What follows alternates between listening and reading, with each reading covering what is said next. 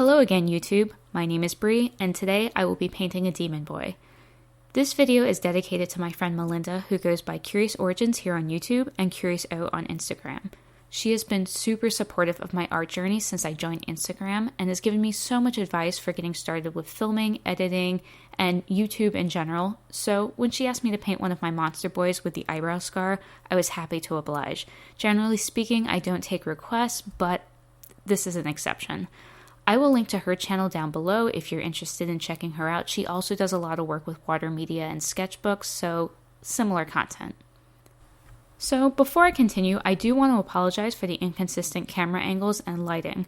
I only have one desk and it's not very large, so I find myself constantly switching my workstation between my work mode and my art mode. I'm working towards putting together a more stable lighting and tripod setup so I could hopefully keep a consistent filming style from filming session to filming session. However, in the meantime, I'm using this as an opportunity to try out some new things and see what's most comfortable for me and what also produces a good end result. So if you have any preferences or other suggestions, I'm very open to it right now, so let me know. I also wanted to point out early on that towards the end of the video, there's a couple clips that are missing. Basically, when the light started to strobe a bit, and when I sped up the video, it was near seizure worthy, so I had to cut those clips out completely. I do apologize. I'm going to work on my lighting, and hopefully by the next video, won't be an issue. So now that this is my second video on YouTube, I figured I should take a step back and introduce myself a little better. As I said before, my name is Bree. I am from Florida in the United States, and obviously I enjoy painting with watercolors. I've been using watercolors for about 6 years now. I started off with a Sakura Koi watercolor set that I would not recommend. It's chalky, it uses a lot of, I think, hybrid pigments, so colors get muddy very easily. And not knowing what I was doing and dealing with some of those complications, I was not having fun from the beginning. I kind of thought, wow, I'm terrible at this, I'm never going to get good at this, I don't enjoy this. So I struggled, I tried, and I wasn't really having any fun. I kind of put them away for a while, and then I discovered the Kuretake Gansai Tambi watercolor set. What I didn't realize at the time was that different watercolors work very differently, and Japanese watercolors, especially this Gansai Tambi type, completely different. The colors are very vibrant and gorgeous, but they also lift very easily. So it's very difficult to do lots of layers, which is obviously a way I've grown to enjoy painting, as you can probably see already in this video.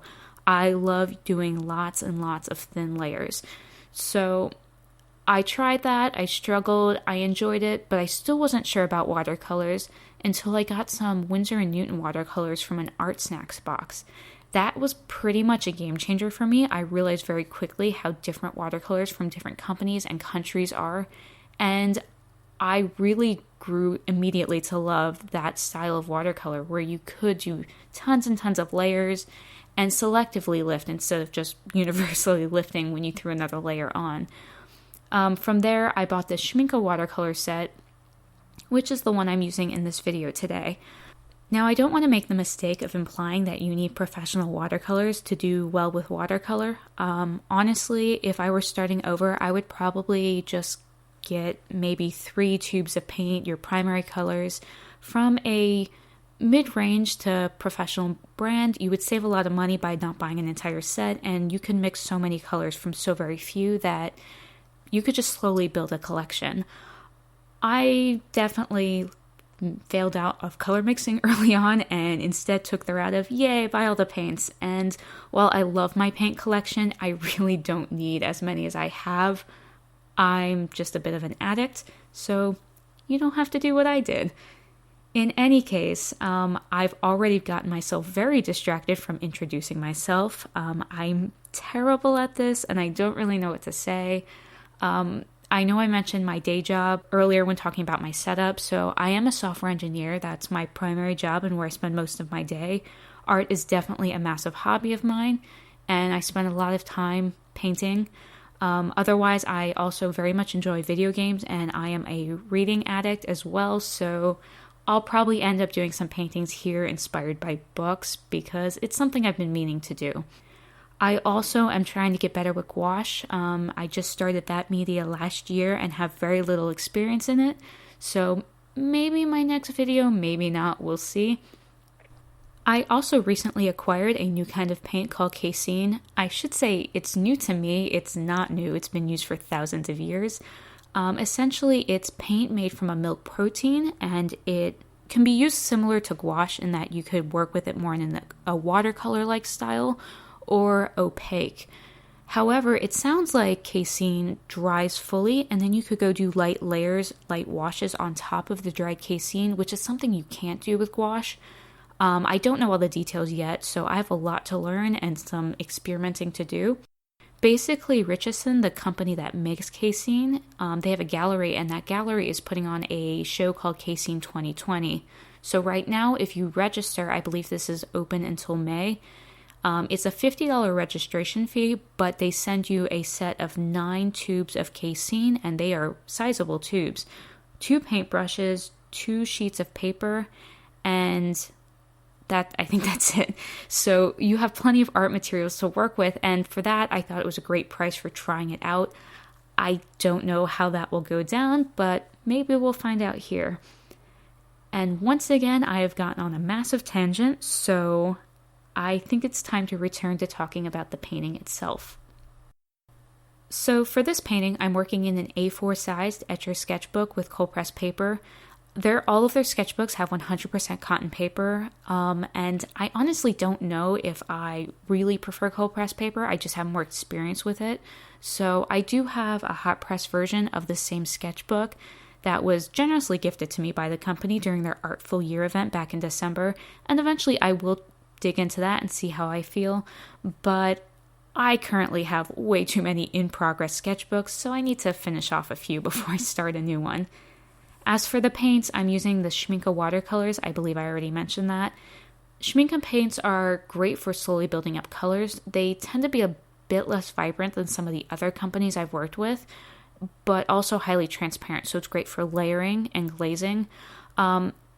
I'm just going to go ahead and admit that I don't really have an academic understanding of watercolors, so I've had people ask me to take this as an opportunity to explain my process, but I might have to go more with a show and don't tell because I don't know how to explain some things particularly well. I did recently watch a video from, and I apologize in advance for butchering this name, Mateusz Urbanowicz. He's a YouTuber here who paints a lot of scenery from Japan. He described the processes of watercolor as either high impact or low impact in the way that you build up strokes, washes, and colors. I definitely err on the low impact watercoloring side. High impact instead would be when each wash or stroke has a high impact to the final piece. Basically, I get very nervous and err overly on the side of caution when putting down strokes because I'm afraid I might make something that I regret. If I'm slowly building up colors, I have plenty of time to think and overthink everything, and I don't know. I definitely appreciate that bold and decisive technique, especially when people do it in ink and it's permanent. Much respect there. I'm just not there yet. I do hope that one day I might be able to experiment more with high impact watercoloring and, just become a bit braver in my techniques, but I'm not there yet. Another technique I know I use a lot is called pulling. Basically, you put down your watercolor in a little bit more of a pigmented fashion, and then you take clean water and work it out. So you build these really smooth gradients. It also lends itself to being more low impact, but it allows for more control than, say, just a general wet on wet technique where you're applying watercolor directly to an already wet area.